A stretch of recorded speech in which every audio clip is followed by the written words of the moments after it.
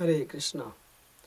इस एपिसोड में हम चर्चा करेंगे कि हरे कृष्ण महामंत्र का जप ही क्यों सार्थक है कलयुग में।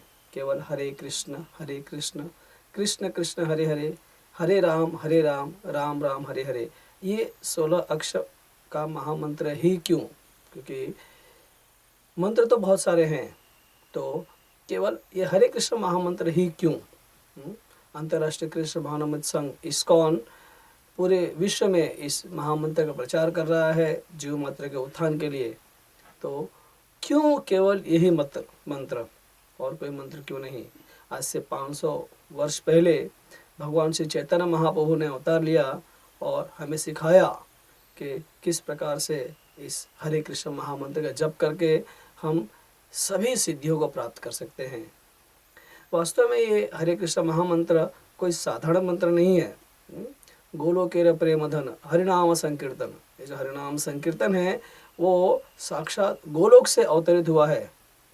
और हम देखते हैं कि चैतन्य महाप्रभु ने केवल इस हरे कृष्ण महामंत्र के माध्यम से ही करोड़ों लोगों का उद्धार किया। और हमारे परम गुरु हिज डिवाइन ग्रेस ऐसे भक्तिवेदांत स्वामी श्रील प्रभुपाद ने इस महामंत्र के ही माध्यम से, केवल इस महामंत्र की सहायता से संपूर्ण विश्व में लाखों लोगों का उद्धार किया, लाखों लोगों का जीवन परिवर्तित किया और वे लोग आज सुखपूर्वक इस हरे कृष्ण महामंत्र का जप कर रहे हैं। जैसे कि आप सब जानते हैं कि हमारे जो वैदिक शास्त्र हैं उसमें 4 वेद, 18 पुराण और 108 उपनिषद है। इसके अलावा बहुत सी स्मृतियाँ हैं, संहिताएं हैं। तो उन्हीं 108 उपनिषदों में से एक बहुत ही महत्वपूर्ण उपनिषद है। उस उपनिषद का नाम है कलि संतरण उपनिषद। इस कलि संतरण उपनिषद में बहुत ही अच्छे प्रकार बताया गया है कि ये हरे कृष्ण महामंत्र ही क्यों और कोई मंत्र क्यों नहीं। तो इसमें ऐसा वर्णन आता है कि द्वापर के अंत में श्रीपाद नारद मुनि, जो कि भगवान ब्रह्मा के मानस पुत्र हैं, वे भ्रमण करते हुए ब्रह्मा जी के पास जाते हैं और ब्रह्मा जी से वे प्रश्न करते हैं। वे देखते हैं कि कलयुग में लोगों की आयु मंद हो गई है, मति मंद हो गई है, विवेक बुद्धि नहीं रह गई है, तप ध्यान करने की कोई क्षमता नहीं रह गई है। जैसा कि ज्ञातव्य है कि जो 4 युग, सतयुग, त्रेता, द्वापर और कलयुग, इसमें भगवान को प्राप्त करने की अलग अलग विधियाँ, जैसे सतयुग में ध्यान द्वारा, सतयुग में लोगों की आयु होते थे, हम देख सकते हैं कि लाखों वर्ष। और आप सबने सुना ही है कि 60-60 हजार वर्ष तक तपस्या किया जाता था उस समय, और तप के माध्यम से भगवान को प्राप्त किया जा सकता था। हाँ, त्रेता युग में बड़े बड़े यज्ञ जिसमें टनों की मात्रा में घी और आहुति प्रदान की जाती थी, जो कि कलयुग में संभव नहीं है। वैसे ही द्वापरे परिचर्या नाम, द्वापर में विग्रह पूजा की बहुत ही कठिन विधियों का पालन किया जाता था, परंतु कलयुग में केवल हरिनाम। तो नारद मुनि ब्रह्मा जी से पूछते हैं कि ऐसा क्या है जिसके माध्यम से हम इस कलयुग में, इस कली के प्रभाव से पार कर सकते हैं, ऐसा क्या है? तो ब्रह्मा जी ने उन्हें बताया कि ये जो प्रश्न तुमने पूछा वो बहुत ही महत्वपूर्ण प्रश्न है। ये प्रश्न केवल तुम्हारा नहीं है, परंतु तुमने ये प्रश्न संपूर्ण मानव जाति के उद्धार के लिए पूछा है, उनके हित के लिए पूछा है। और अब ध्यानपूर्वक सुनो, मैं तुम्हें समस्त वैदिक शास्त्रों का गोपनीय रहस्य बताने जा रहा हूँ। ऐसा ब्रह्मा जी नारद मुनि को कहते हैं।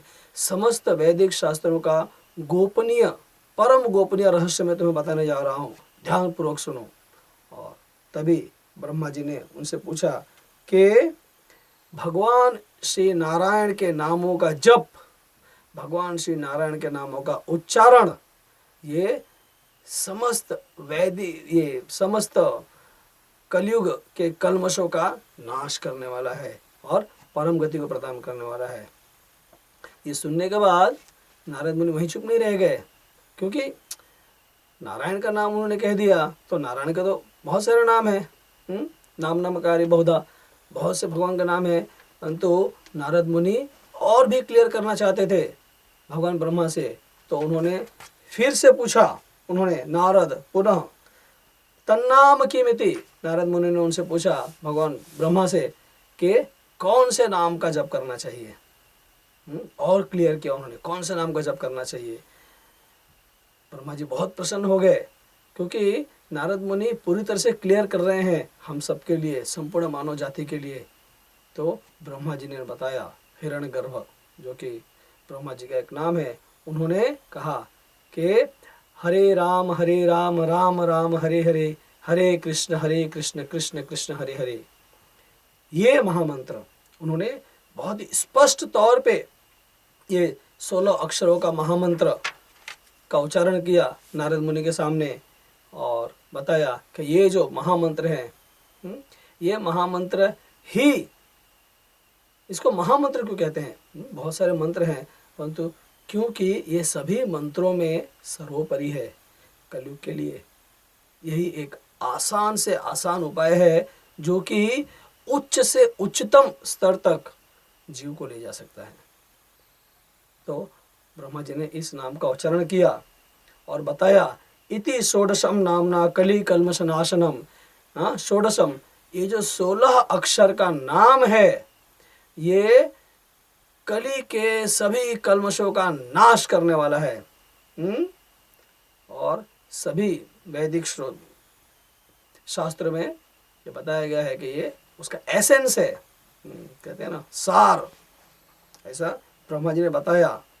उन्होंने बोला कि ये जो 16 अक्षर का महामंत्र है, इस 16 अक्षर का महामंत्र जीव के जीवन में आने वाली हर प्रकार के बाधाओं का विनाश करता है। तो इस प्रकार से ब्रह्मा जी ने बताया और नारद मुनि ने उनको क्लियर करके लिया कि फिर नारद मुनि ने उनको पूछा कि ये महामंत्र जप करने की विधि क्या है। पहले तो क्लियर हो गया कि हरे कृष्ण महामंत्र, जैसा कि मैंने उच्चारण किया, तो ब्रह्मा जी ने बताया हरे राम राम राम हरे हरे, हरे कृष्ण कृष्ण कृष्ण हरे हरे। इस प्रकार महामंत्र का यहाँ पर उल्लेख किया गया है।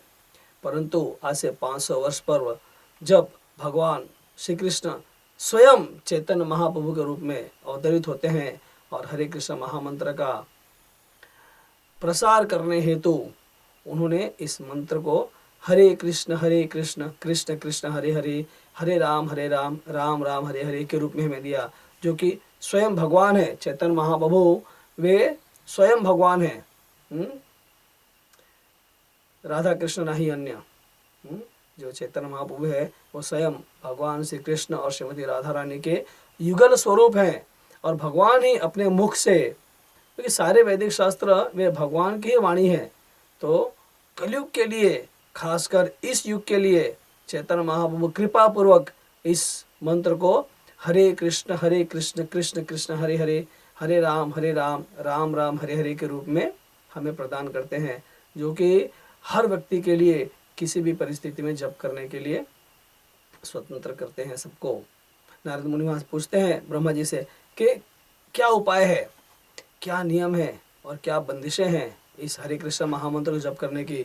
तो ब्रह्मा जी बताते हैं कि नास विधिरिति सर्वदा शुचिर वा अशुचि वाह, कि इस महामंत्र का जप करने के लिए किसी प्रकार के बंधन या किसी प्रकार के खास नियम नहीं है।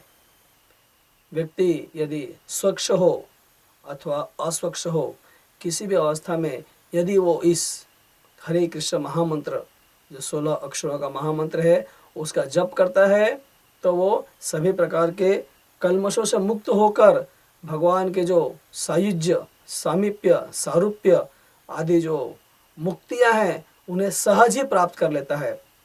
हालांकि जो एक वैष्णव होता है, जो एक भक्त होता है, उसे भगवान में विलीन होना, भगवान का सारूप्य, सायुज्य, सामीप्य आदि मुक्तियों की अभिलाषा नहीं होती है।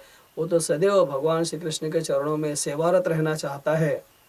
फिर भी ऐसा ब्रह्मा जी ने बताया है कि इस महामंत्र की इतनी महिमा है, इतनी महिमा है कि केवल हृदय पूर्वक इस नाम का जप करने से व्यक्ति सहज ही वो सिद्धियां प्राप्त कर सकता है, जो सिद्धि हजारों साल तप करके, बड़े बड़े यज्ञ करके और विग्रह सेवा के माध्यम से भी दुर्लभ से दुर्लभ लोग इसे प्राप्त करते हैं। वो केवल ये 16 अक्षर का महामंत्र का उच्चारण करके, इसका जप करके सहज ही उस गंतव्य को प्राप्त कर सकते हैं।